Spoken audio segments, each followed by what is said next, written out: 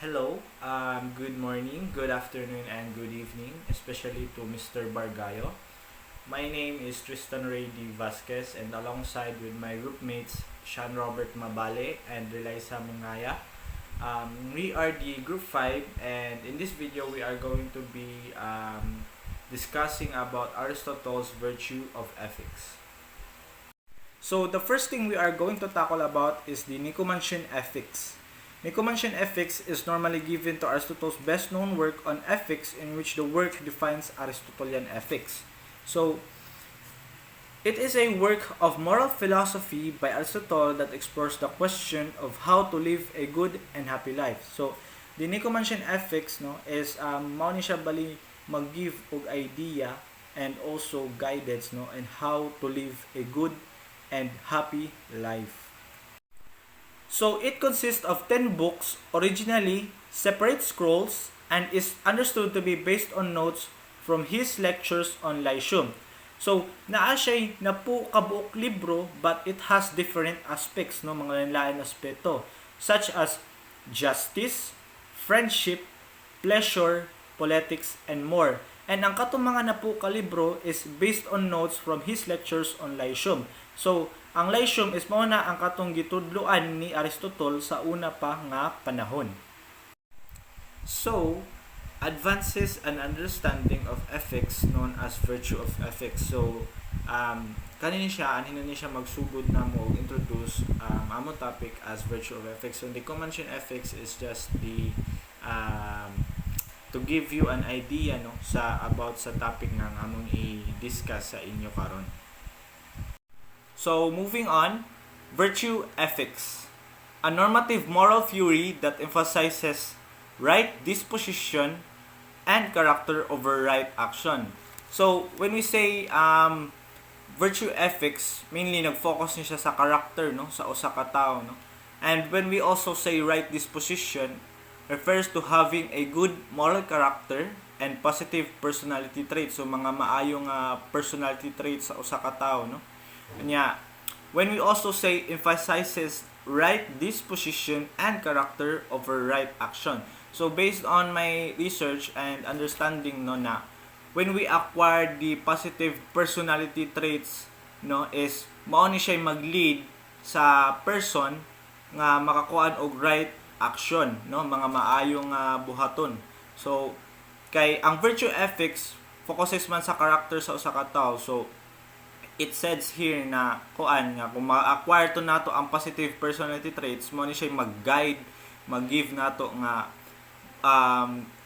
direction para magkuan og mga right action.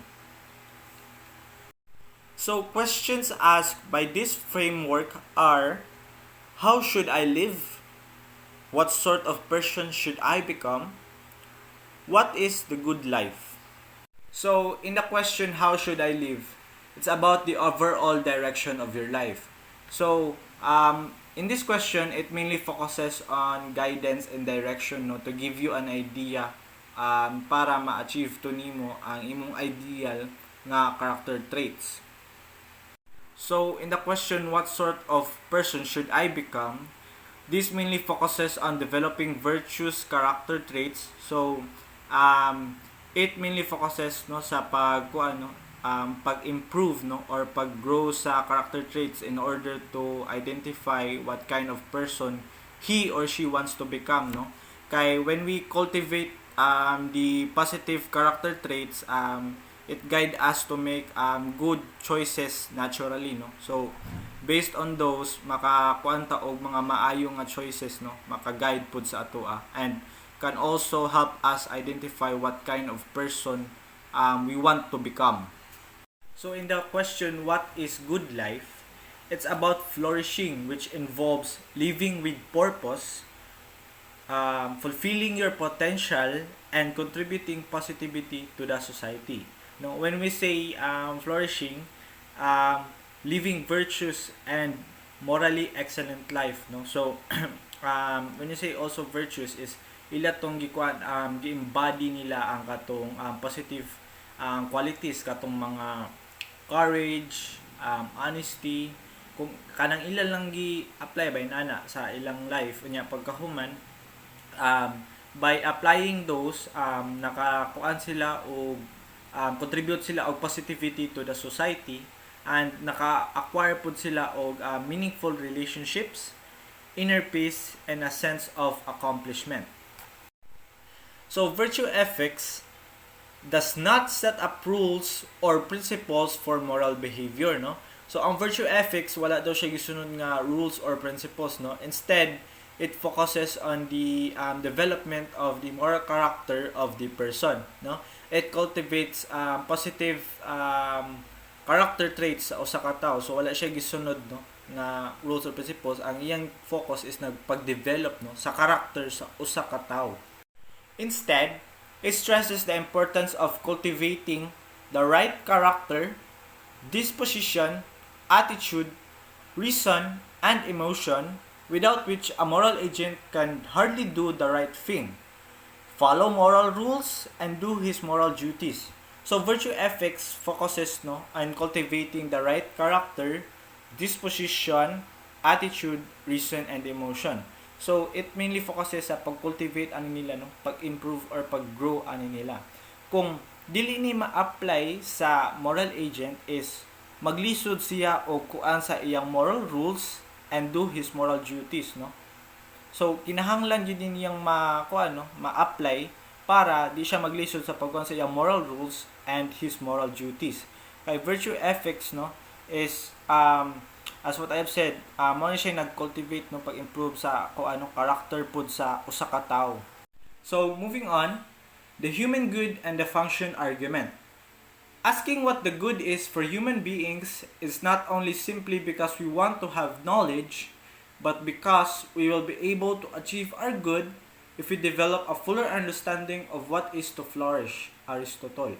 So, based on my understanding, pagpangutana daw og unsay kaayuhan sa tao is dili lang daw para makagain ta og knowledge, but para pud daw ma-achieve na nato ang kaayuhan, unless kung ato pud masabtan og pamaayo to give deep understanding, no, og unsaon pag-flourish. When we say pag-flourish, kay mao to siya ang katong mga kuan ay gi-embody, no, or gi-kuan niya ang living virtues, no. Like kung kag living virtues is gi-kuan to niya, gi-embody, no, someone who embodies the positive qualities like honesty, courage, no.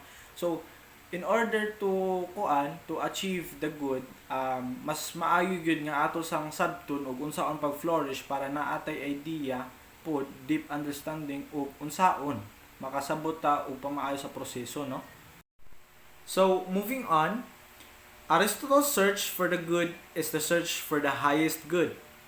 It has three characteristics. These are intrinsic goods, instrumental goods, and both intrinsic and instrumental. So, intrinsic goods. Goods which are valued for their own sake and never for the sake of something else. So, ang intrinsic good is nag-focus niya, no, sa own sake, no, instead wa siya magkuan ato sa never for the sake of something else, no, sa lain, kundi sa own sake ra gud niya. So they valued for what they are, no, not for any other reason or purpose, dili sa lain nga rason or butang, kundi sa ila ra yung own sake ra gud nila. So some examples of intrinsic good is pleasure. It is said that pleasure is the most obvious intrinsic good. So as what I said, no, nga ang intrinsic good is it is valued for its own sake, no. So kung mingon tag pleasure, ang gibalyo nato ang pleasure kay tungod pleasure siya. And same goes as knowledge, no. Givalue nato ang knowledge kay knowledge siya, no. And other examples is rationality and rational belief. Beauty. So givalue nato ang beauty daw, no, kay tungod beauty siya. And also aesthetic excellence, moral goodness, and self-reflection. So intrinsic good is valued for its own sake, no. So moving on, instrumental goods. Goods which are never valued for their own sake and only for the sake of something else. Instrumental values are the means by which we achieve our end goals. So when we say instrumental goods, it does not value its own sake, no. We valued it because it helps us achieve something else, no. It is also said na mao daw ni makakuan sa makapatabang para ma-achieve nato ang kuan end goals. When we say end goals is ang ultimate goal. So ang instrumental goods is mao ni makapatabang sa para ma-reach nato ang end goals. So some examples of instrumental goods, no, is politeness, no.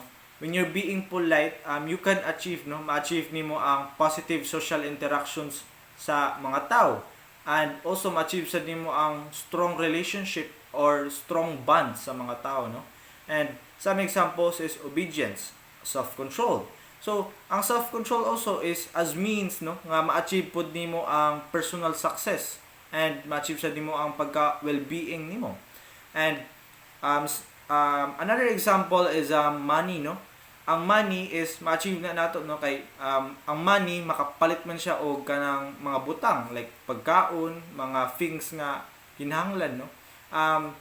When we say kuan instrumental goods is it is not valued, no. Wala na to value for its own sake, but it helps us achieve something else.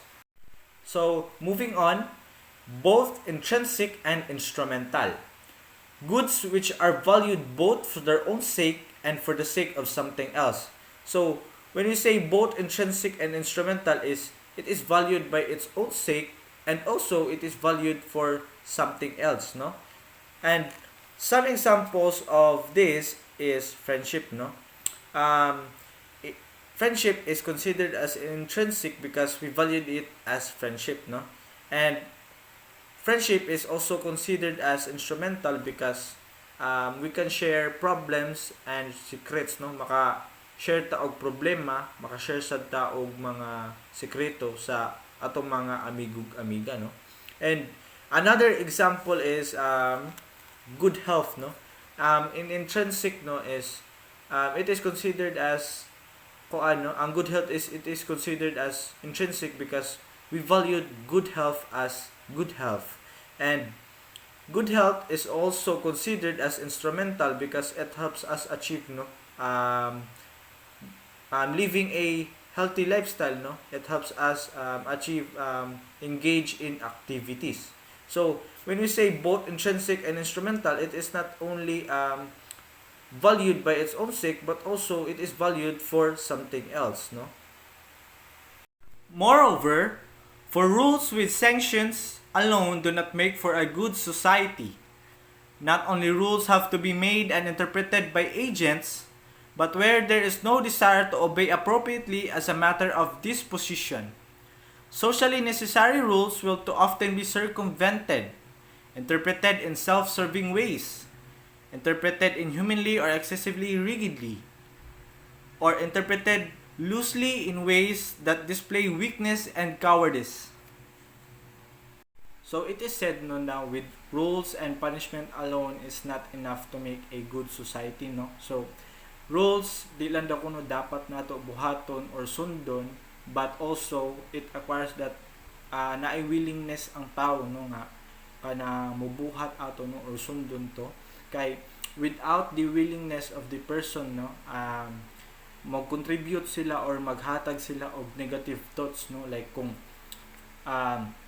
imo sundon ang rules, no, kay ang kuan nila is kanang weak ka kay nisunod ka anang rule, nasa uban nga kung mukuan ka anang rule is coward ka, like maghatag sila negative thoughts kung musunod ka anang kuan, which is walay benefit nga mahatag sa society, no, negative, wala siya kanang murag improvement or makakuan og good kanang good society, no. So that is why it is very important, no, ang virtue of ethics, no, kay ang virtue of ethics wala siya gi kuan nga kanang rules or principles, no. It also focuses, no, sa character nimo, at least kay bawo ka sa imong kagalingon gyud nimo, no? So it doesn't kuan, no, dili lang daw kuno magkuan sa kanang kuan sa rules mag-agad. So nasa day kuan nga willingness, character pud nimo, which is yung character nimo virtue, mga maayo nga positive, no, positive personality traits, no, is naka-contribute sa kaayuhan society sa society, no? Telos as end. Telos, from the Greek telos, for end, purpose, or goal, is an end or purpose in a fairly constrained sense used by philosophers such as Aristotle. It is the root of the term teleology, roughly the study of purposiveness or the study of objects with a view to their aims, purposes, or intentions. Telos refers to the inherent purpose or goal of something. It's not just about some random outcome, but rather the specific end that something is designed or intended to achieve. Teleology, which is the study of these ends, purposes, and goals.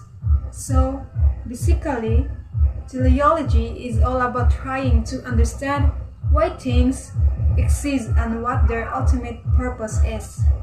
Telos of ethics is to achieve the highest good, which is called happiness, or also called eudaimonia. Eudaimonia is commonly translated as happiness, flourishing, or well-being. It could also mean as good life. It must be coupled with arete, which means virtue, excellence, a character traits that human beings need in order to live life at its best. Human beings should aim at a life in full conformity with their rational natures, in which virtue is more important than desires and material goods. Excellence is a habit, Plato. The ultimate goal of ethics is to achieve the highest good, known as happiness or flourishing. Eudaimonia isn't just temporary joy, but living a well-rounded, fulfilling life. This involves cultivating arete, meaning virtue or excellence. These are desirable character traits like wisdom, courage, and justice. To reach eudaimonia, we should live according to our reason, not just our desires or positions. Virtue and character matter more than material things. Remember, excellence is a habit, as Plato said. Building good character takes consistent effort. Furthermore, the Greek term eudaimon is composed of two parts. Eu means well, and daimon means divinity or spirit. He regards eudaimon as a mere substitute for eusin, living well. These terms play an evaluative role and are not simply descriptions of someone's state of mind. The good life is the life of virtue, and the life of virtue is an activity in accordance with reason, man's highest function. Aristotle. In simpler terms, eudaimonia isn't just feeling happy, but living a good, fulfilling life, guided by reason and virtue. It's more than just a temporary state of mind, but a lasting sense of well-being and purpose. Achieving this involves developing good character and making choices based on reason, not just emotions or desires. Aristotle proposes that a good life is one defined by virtue, and practicing virtue requires following the guidance of our reason. This, according to him, is the ultimate purpose of human existence and the most fulfilling way to live. Goal of ethics. Aristotle believed that ethics is a practical ethics. We are not studying in order to know what virtue is, but to become good, for otherwise there would be no profit in it. According to Aristotle, ethics isn't just about understanding virtuous concepts, but rather about putting them into practice and becoming good people. The nature of virtue. The nature of virtue ethics. Virtue ethics claim that it is important to not only do the right thing, but also to have the correct disposition, motivation, and emotion in being good and doing right. Virtue ethics is not only about actions, but having a moral character, one which feels the right thing at the right time and acts accordingly. Practice. Virtues don't come built in. They must be practiced again and again. Emphasis on character. It's not just about doing the right thing, but being the right kind of person. Disposition and motivation matter. Virtues like honesty, courage, and compassion shape how we think, feel, and react. Moral character takes practice. Virtues aren't automatic. They require conscious effort and repetition to develop. Virtues of character are dispositions to act in certain ways in response to similar situations. Each of the virtues is a state of being that naturally seeks its mean. Virtue's habit of action is always an intermediate state between the opposed vices of excess and deficiency. Virtues as dispositions. The first sentence states that virtues are like tendencies or inclinations to act in certain ways, not just single isolated actions. These dispositions become ingrained habits that guide our responses to similar situations. Virtues as means. The second sentence points to the idea of virtues as mediums or balance. Each virtue aims for a golden mean between two extremes, which is considered vices. For example, courage sits between cowardice and recklessness. Virtues as intermediate states. The third sentence emphasizes the idea that virtues always occupy a middle ground between two opposing vices. This concept highlights that virtuous behavior isn't about completely eliminating desires or emotions, but finding the right balance in their expression. Aristotle on virtue and the good life. The good life is fulfilling our purpose and telos. But what is our purpose as a human being? The good as the aim of every human endeavor. Good life is fulfilling our purpose or telos. Aristotle believed that the highest purpose of human life is to achieve eudaimonia, which is often translated as happiness or flourishing. This isn't just about feeling happy or pleasure, but about living a life that is meaningful and fulfilling and that uses our human capacities to their fullest potential. What our purpose as a human being? Aristotle believed that our purpose is to contemplate and understand the world around us, and to live in accordance with reason and virtue. This means using our intellectual faculties to learn and grow, and developing moral character so that we can act in ways that are good for ourselves and others. Good is the aim of every human endeavor. This means that everything we do should be ultimately directed towards achieving eudaimonia. Our actions, our thoughts, and our goals should be aligned with these overarching purposes. So, this presentation talks about the four types of cardinal virtues.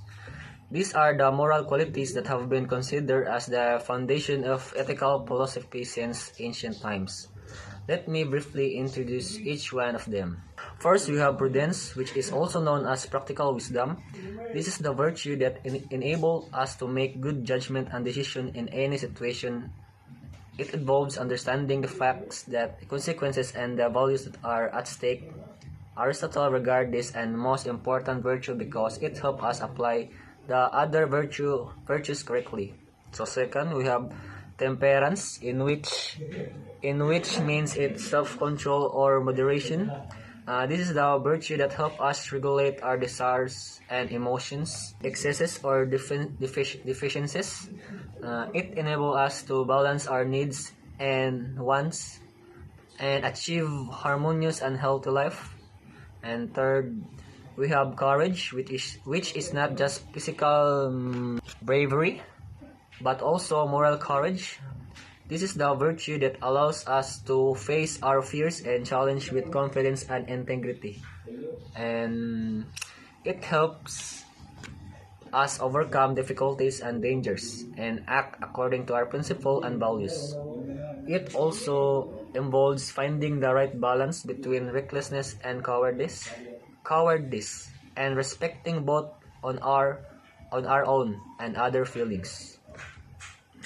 And finally, we have justice, which is the virtue of fairness and equality. This is equality. This is the virtue that guides us in giving each person what they deserve, according to their rights and duties. It also involves respecting the common good and contributing to the well-being of society. So these are the 4 types of cardinal virtues that we will explore in more details in this presentation. They are not only useful for our personal and professional lives, but also for our civic and social responsibilities. They help us navigate the complex moral landscape that we encounter every day and make decisions that are not only beneficial to ourselves, but also to the wider community. And so this is a concept from Aristotle's ethical philosophy that states the virtues are the middle ground between 2 extremes of vice. For example, courage is a virtue that lies between cowardice and rashness.